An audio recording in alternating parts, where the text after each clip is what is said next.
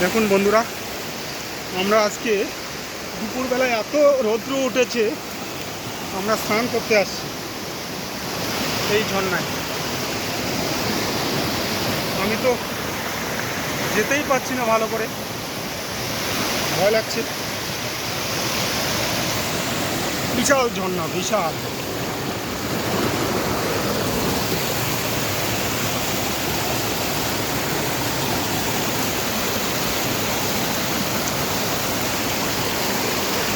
ओरे बाबाले, ओरे बाबाले, ओरे बाबाले।